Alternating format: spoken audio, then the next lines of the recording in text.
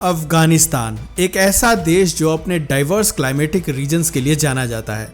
भारत से 5 गुना छोटे इस देश में एक कोने पर आपको बर्फ जमी हुई नजर आएगी तो एक कोने में विशाल रेगिस्तान। स्नो लेपर्ड जैसे कई दुर्लभ जानवर यहाँ आसानी से नजर आ जाते हैं।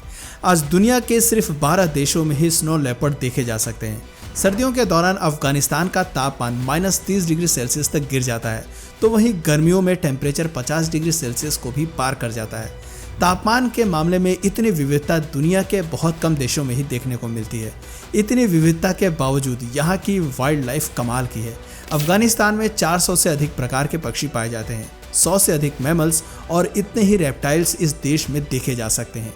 अफगानिस्तान में कुल 5 प्रकार के क्लाइमेट रीजन्स देखे जाते हैं, जिसके बारे में हम बात करने वाले हैं। साथ ही अफगानिस्तान की वाइल्ड लाइफ के बारे में भी हम खुलकर बात करेंगे। दोस्तों, इनमें सबसे पहले बात करते हैं हिंदू कुश पर्वतमाला और इसके आसपास के एरिया की। ये जगह वखान कॉरिडोर के पास मौजूद है। इसी के पास में पमीर माउंटेन्स और काराकोरम रेंज भी है, जहाँ कई नदियाँ और घाटियाँ मौजूद हैं। इस जगह आपको देश की बेस्ट वाइल्ड लाइफ देखने को मिलेगी। वखान कॉरिडोर को साल 2014 में नेशनल पार्क डिक्लेयर कर दिया गया था। कई जानवरों का संरक्षण यहाँ किया जाता है। स्नो लेपर्ड्स के अलावा ब्राउन बियर्स और यूरेशियन लिंक्स भी यहाँ देखने को मिलते हैं। साथ ही बोविड की कई प्रजातियाँ यहाँ रहती हैं। अर्गाली और साइबेरियन आइबेक्स शिकारी जानवर जैसे कि तेंदुआ और भालुओं का सबसे पसंदीदा शिकार है। स्टॉट जैसे छोटे मैमल्स भी इन बर्फीले पहाड़ों में पाए जाते हैं। इन सब के अलावा इन एरिया में 2 बर्ड एरिया भी हैं। ये जगह बिग पामीर और स्मॉल पामीर के बीच में लोकेटेड है, जहाँ कई रंग बिरंगे पक्षी रहते हैं। बर्ड लवर्स इन जगहों को खूब एंजॉय करते हैं। वखान जिले में कुछ जगह रेप्टाइल्स भी देखे जाते हैं, जिनमें साइबेरियाई पिट वाइपर जैसे खतरनाक सांप शामिल हैं।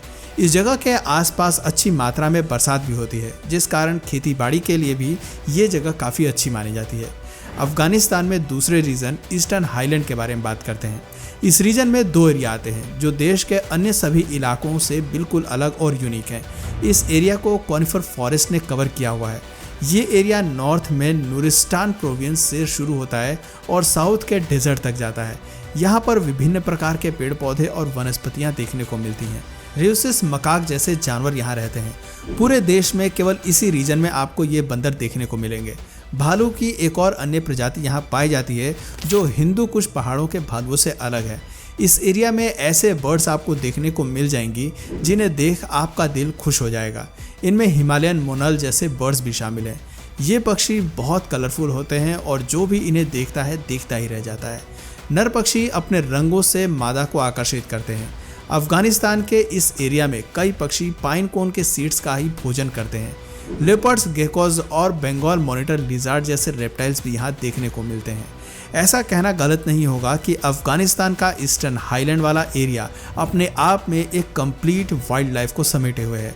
साथ ही यहाँ की नदियों और घाटियों की प्राकृतिक सुंदरता भी अद्भुत है। आगे बढ़ते हुए अब हम पहुँच गए हैं सेंट्रल हाईलैंड्स पर। इस रीजन का एक बड़ा हिस्सा हिंदू कुश पर्वतमाला के अंतर्गत आता है। यहाँ सर्दियाँ जितनी मनमोहक होती हैं, गर्मियाँ उतनी ही दर्दनाक। छोटे बड़े सभी प्रकार के पहाड़ यहाँ पर हैं। सेंट्रल हाईलैंड्स का मुख्य आकर्षण का केंद्र यहाँ की गुफाएं हैं। इन गुफाओं में कई प्रजातियों के जीव रहते हैं। बैट्स यानी कि चमगादड़ की 30 प्रजातियाँ यहाँ देखी जा सकती हैं। माउस ईयर्ड बैट्स बड़ी संख्या में मौजूद हैं।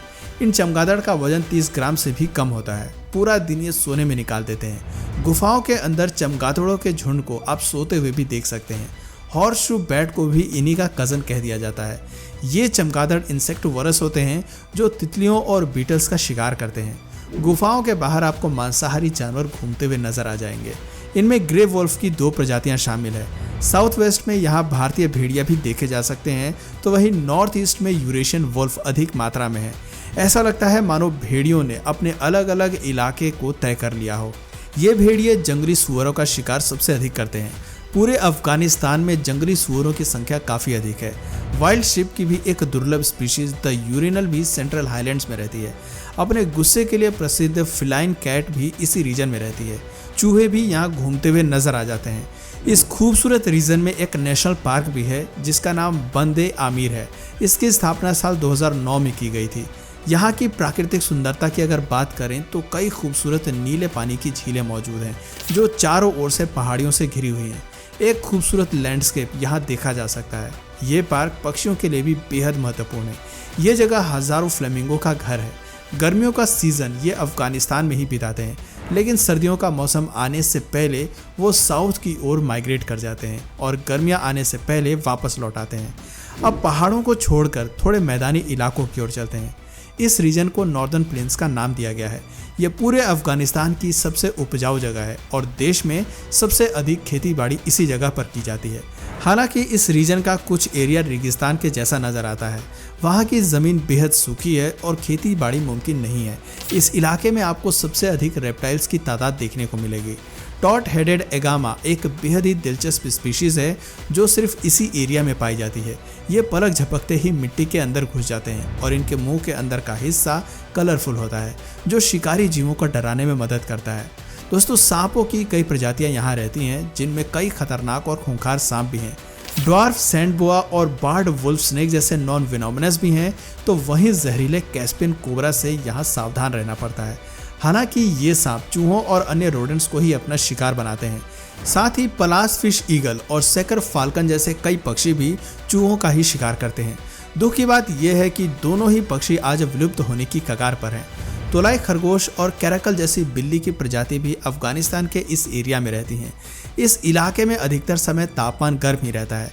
दोस्तों, अब अफगानिस्तान के पांचवें और एक अन्य खूबसूरत रीजन की बात करते हैं, जिसे साउदर्न प्लेटू यानी कि दक्षिण के पठार कहा जाता है। इस रीजन में कंधार और हेलमंद के प्रांत आते हैं। इस जगह का तापमान गर्म रहता है और वातावरण भी काफ़ी कठोर है। यहाँ पर सिर्फ समतल रेगिस्तान ही नहीं है, बल्कि कुछ इलाकों में पहाड़ भी मौजूद हैं। इन पहाड़ों के बीच खूबसूरत झीलें हैं जो एक अच्छा इकोसिस्टम क्रिएट करती हैं।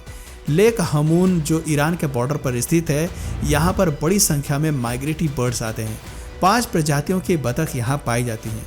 करीब 10,000 से अधिक बतख इस झील में विंटर वेकेशन मनाती नजर आ जाएंगी। इस रेगिस्तानी इलाके में सैंडग्रूज, ट्रम्प पीटर फ्रेंच और इजिप्शियन नाइटजार जैसी कई बर्ड्स रहती हैं, जो आसानी से अन्य देशों में नहीं पाई जाती। ये पक्षी रेगिस्तान की रेत में ही अपना पूरा दिन व्यतीत कर देती हैं और खाने में इन्हें कीड़े मकोड़े की तलाश रहती है। सांप, मकड़ियाँ और कई अन्य रेप्टाइल्स यहाँ देखे जाते हैं। बात करें मैमल्स की तो चिंकारा, हाइना और गैज़ल जैसे जीव यहाँ रहते हैं। मांसाहारी जानवरों में गोल्डन जैकल यहाँ विशाल एरिया में फैले हुए हैं। ब्लैंडफोर्ड फॉक्स और रपल फॉक्स इस गर्म इलाके में रहती हैं, लेकिन इनके पंजों में मोटी फर होती है, जिनसे इन्हें गर्मी का एहसास कम होता है। तो दोस्तों, देखा आपने अफगानिस्तान की वाइल्ड लाइफ और क्लाइमेट में कितनी डाइवर्सिटी है। इससे कई गुना बड़े देशों में भी इतनी विविधता आसानी से देखने को नहीं मिलती है। आज यदि अफगानिस्तान में तालिबान का राज नहीं होता और एक सही गति से ये देश तरक्की कर रहा होता, तो हर साल लाखों पर्यटक इस देश की खूबसूरती का दीदार करने आ सकते थे।